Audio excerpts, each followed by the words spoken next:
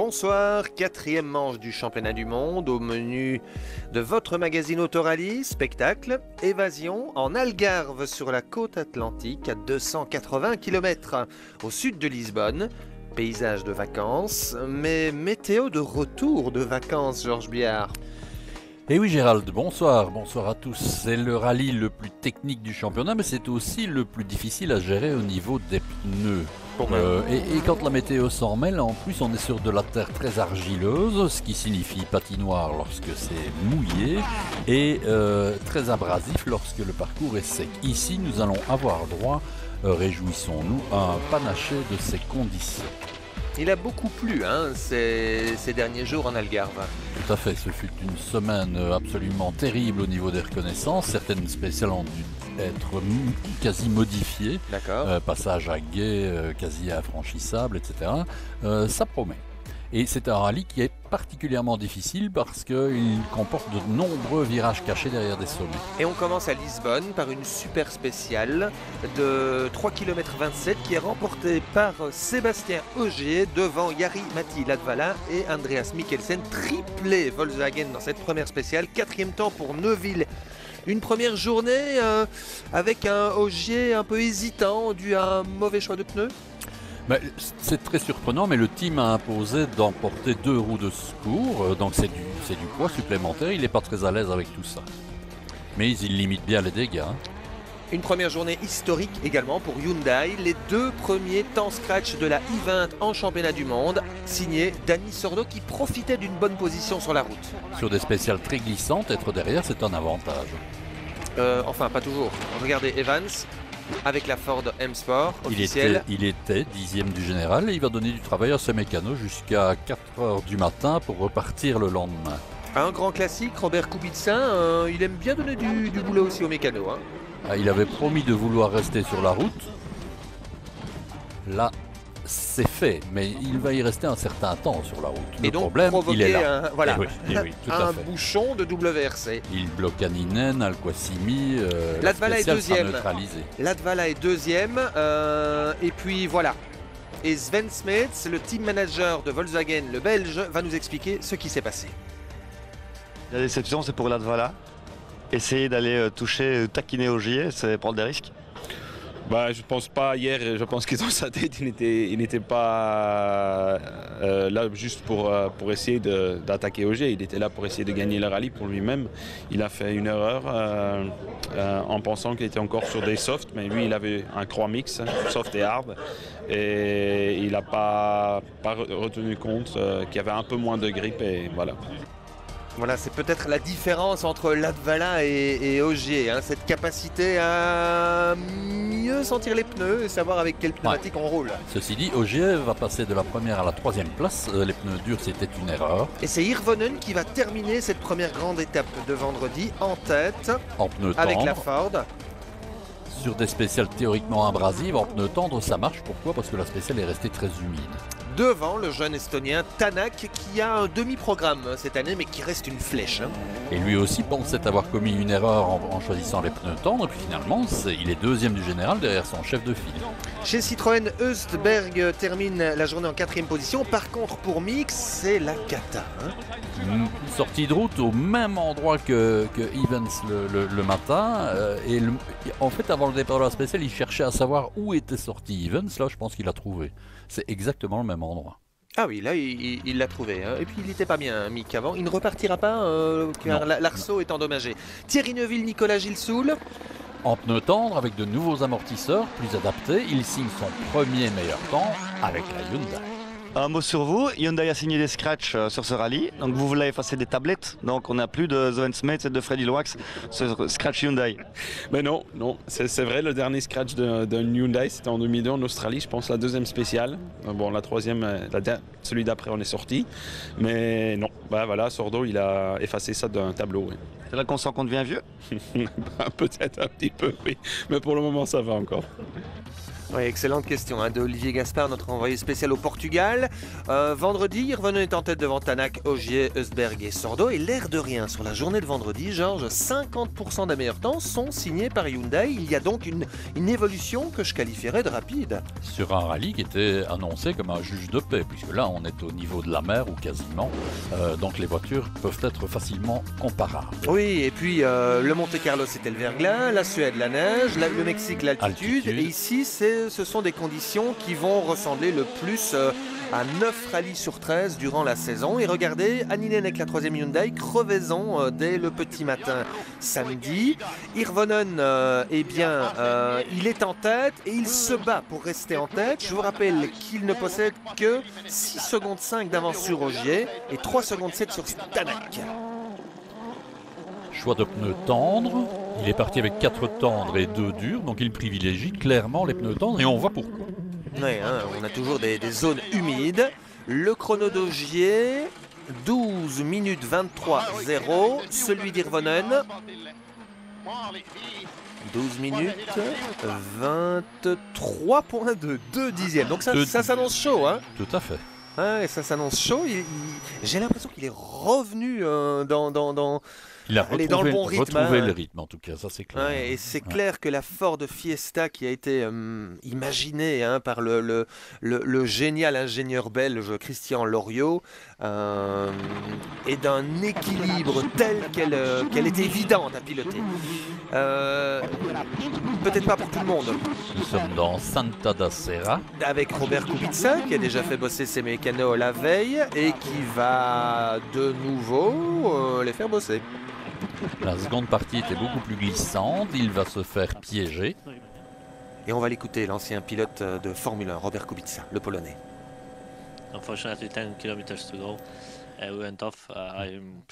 Il restait 10 km seulement dans cette spéciale et je suis sorti de la route, elle était plus glissante à cet endroit-là.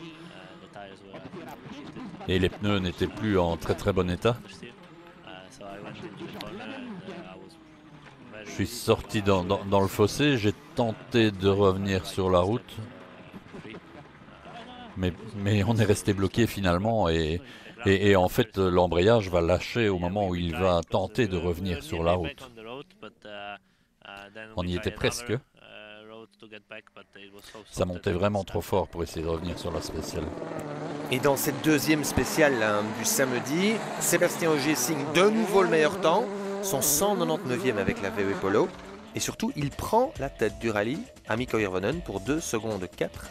Tanak est repoussé à 11 secondes, Eusberg à 32, Sordo à 49. Et Neuville est parti avec 6 roues, 4 dures et 2 tendres. Pourquoi ? Parce que le stock des tendres est quasi épuisé, c'est pas facile. Il mixte ses pneus, et 7e temps, il cède un peu sur Sordo, mais pas trop. Et il se plaint de sous-virage, donc la voiture qui glisse du train avant. 10e spéciale, c'est la dernière spéciale de la matinée du samedi et on retrouve le jeune estonien Tanak. On voit à son pare-choc arraché que le jeune homme est à l'attaque. Oui, mais il va rater une belle occasion de signer encore un podium cette saison et il va sortir de la route au même endroit que Latvala en 2009. Vous vous souvenez de cette fameuse sortie de route où Latvala avait effectué combien de tonneaux ? 12 tonneaux. Au moins, je pense. Oui, je pense que c'était même plus. Et Hirvonen qui s'élance derrière va être gêné. Regardez.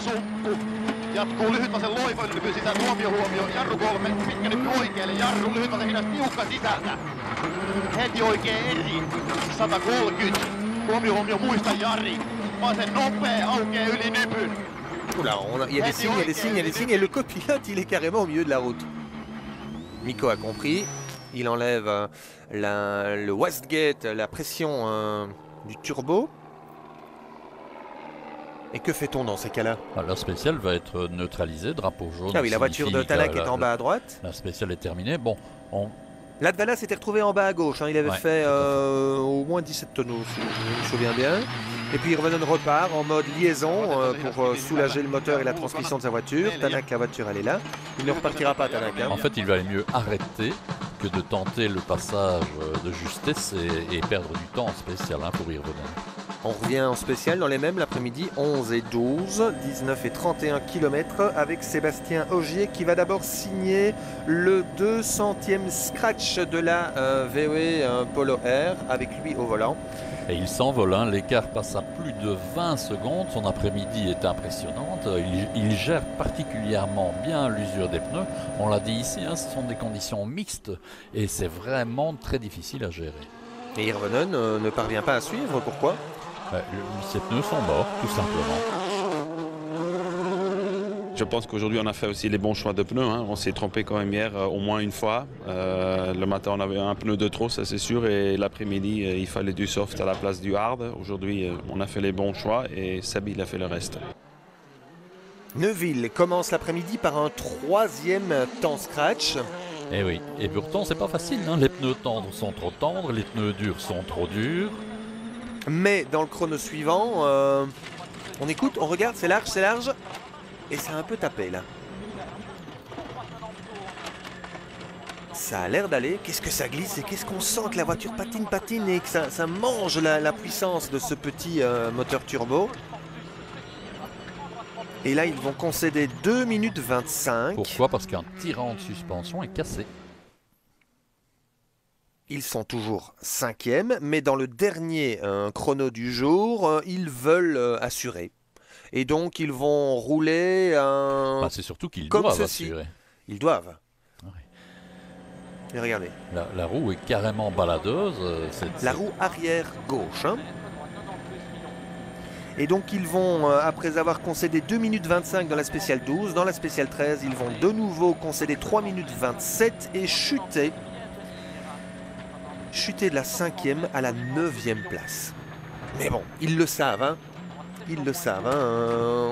On est là avec Hyundai pour apprendre et certaines pièces doivent être fiabilisées.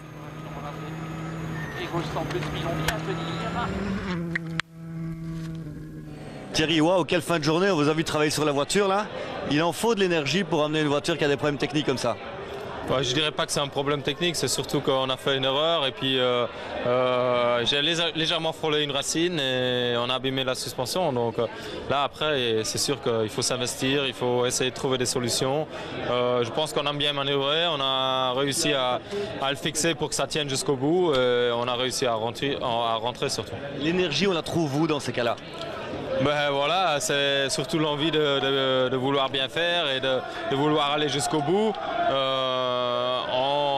On est tous les deux des bons mécaniciens, Nicolas et moi, donc on sait ce qu'on doit faire. Vous avez reparti avec la voiture un peu en crabe. Pas évident de faire la dernière spéciale dans ces conditions-là, avec une roue qui bouge aussi. Ça l'est, j'ai quand même été prudent. Je pense que j'aurais pu rouler plus vite.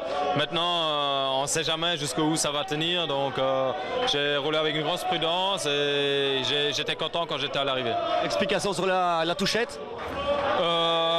Je pense que j'étais sur un bon rythme et puis un droite où ce matin j'étais passé un peu trop lent, donc je me suis dit je vais le prendre un peu plus vite et puis c'est assez bosselé, ça m'a jeté un petit peu, j'ai frôlé une racine d'un arbre et voilà, on a abîmé la suspension. Ça n'a pas touché fort mais c'était suffisant pour casser. On sera encore là demain. On sera encore là demain. Vous avez vu son front, j'ai l'impression, Georges, qu'il s'est un peu brûlé ou blessé en faisant de la mécanique. Hein. Il s'est investi en tout cas. Oui, c'est clair. Mais c'est très bien, c'est très bien. Celui-ci, Mikkelsen, par contre, lui, il est condamné à assurer sa présence à l'arrivée. Il se retrouve 6e. 6e à 4 minutes 44, Georges. Derrière Henning Solberg et Sordo et devant Prokop, Anninen et Neuville.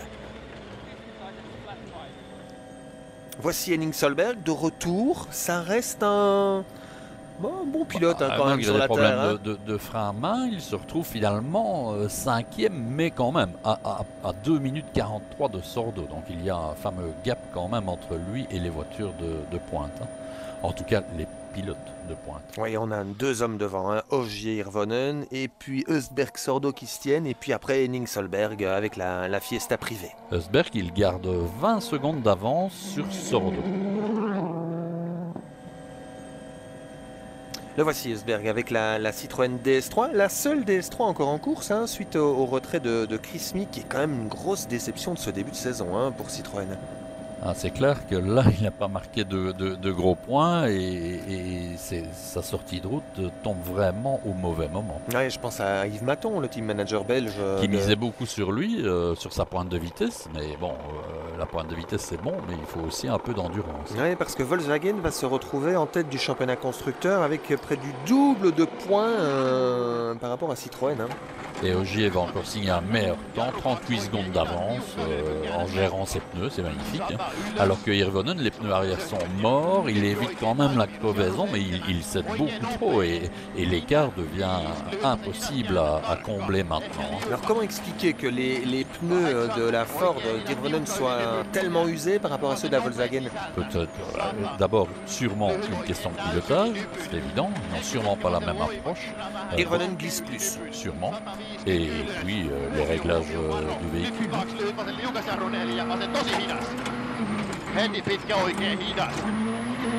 C'est quand même très étroit avec beaucoup de sommets masqués. C'est le rallye le plus difficile du championnat. Il y a vrai tellement de virages cachés derrière des petites bosses que on ne sait jamais si ça va tourner à gauche ou à droite derrière la bosse. Donc allez-y. Il faut avoir une confiance absolue dans ces notices. Le classement. Au terme de la journée de samedi, avant-dernière étape, en tête Ogier devant Hirvonen, Eusberg, Sordo, Henning Solberg, Mikkelsen, Prokop, Anninen, Neuville et Alatia. Les 3 Hyundai sont toujours là, ce qui est très important pour emmagasiner de l'expérience. Là, c'est le stade de Faro. Tout à fait. De Faro. Dernière journée, dimanche, 3 spéciales seulement. Départ 7h45 pour 44 km de ces 3 spéciales seulement. Ciel sans nuages, enfin. Et on se retrouve avec... Ah ben voilà, on parlait des sommets. Qui est Thomas, qui en WRC2 a tout donné, même au risque de sortir, mais il va devoir se contenter de la 2e place. Et regardez là à droite, c'est pas la 2e place, c'est la 3e place pour le jeune Guilain de Mévius. C'est l'un des garçons de Grégoire de Mévius qui disputait son premier rallye dans le Fiesta Trophy en championnat du monde. Maintenant, le parcours du rallye du Portugal est un des plus exigeants et des plus difficiles. La principale difficulté pour vous, c'était quoi? Ce qui était très dur, c'était de mettre en note ce qu'on voyait en reconnaissance. On pensait avoir fait ça bien, je pense qu'on a fait ça bien, mais on se rend compte de la difficulté en passant vite de rouler aux notes. Et c'est sur ce qu'on a beaucoup travaillé maintenant, c'est avoir des notes dans lesquelles je peux vraiment avoir confiance, ce qui n'était pas toujours le cas ici. Parce qu'il n'y a rien à faire, on passe très lentement 2 fois en reconnaissance et puis on doit arriver beaucoup plus vite en course. Et je suis hésitant et donc j'attends de voir un peu comment ça se passe et c'est pas bon, les secondes s'envolent. En dehors de ça, la voiture, je commence à bien comprendre comment aller vite, il faut glisser, et c'est ça que c'est fantastique. Et voilà, maintenant la grande difficulté c'était le parcours et les notes. Et puis moi aussi je dois travailler sur ma vitesse. La même approche, la même humilité que son père Grégoire de Mévius.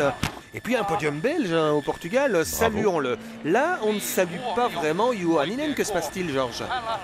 Ouais, il ne nous fait pas un rallye de démonstration. Il est parti 8 dixièmes devant Thierry Neuville, mais là, il a beaucoup de chance de s'en sortir. Et Dani Sordo? Abandon sur la liaison pour se rendre à la première spéciale de ce dimanche matin. Il était 4e. Ah oui, il était 4e. Nouvelle désillusion pour les Hyundai. Du coup, Thierry Neuville gagne 2 places. Ah oui, tout à fait. Il a passé Anninen et Prokop. Il se retrouve 6e du général. Mais attention, il va connaître à nouveau un gros problème de transmission. Cardan cassé et se retrouver en propulsion dans la dernière spéciale. Et il va chuter en 7e position. Bon, mais il est à l'arrivée. La voiture est performante, hein. Mais il y a encore des pièces à fiabiliser, des homologations aussi à recevoir. On va écouter Thierry au micro d'Olivier Gaspard, notre envoyé spécial. Fin de journée pas nécessairement facile encore aujourd'hui. Pas facile du tout. J'avais déjà des pneus fort usés en partant ce matin. Et puis en plus on a une prise de transmission dans la dernière.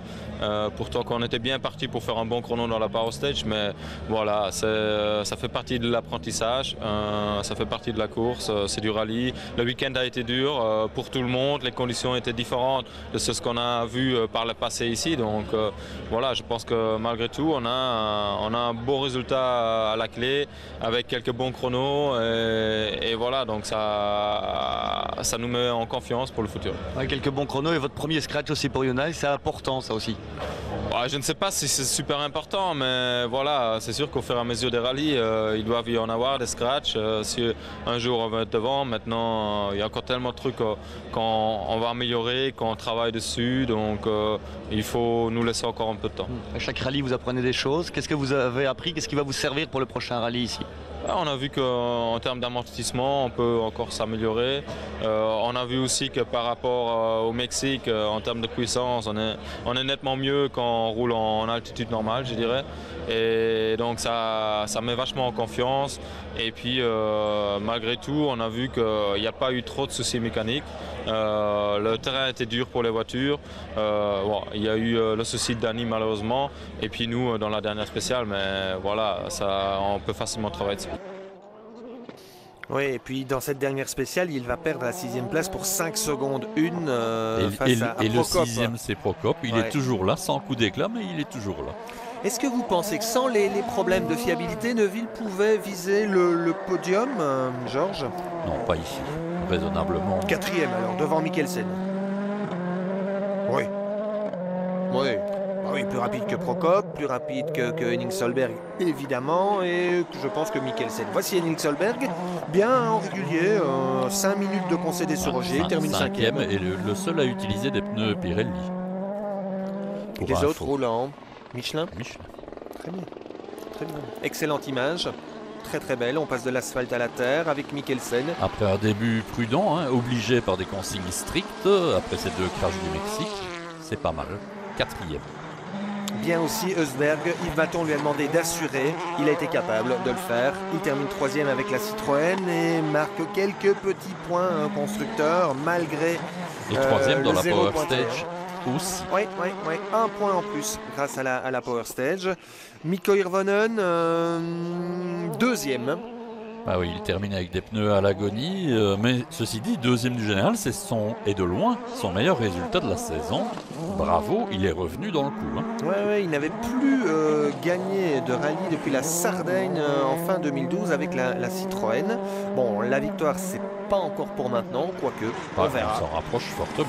Latvala en rallye 2, il était là pour marquer des points dans la Power Stage. Et il avait prévu un pneu tendre en réserve, réservé especially pour la spéciale qui donne un petit bonus de points. 8.45.0 son chrono, le chrono d'Ogier dans la dernière spéciale, 8.41.7, 3 secondes 3. C'est loupé. Waouh, il est en confiance, Ogier, ça c'est clair.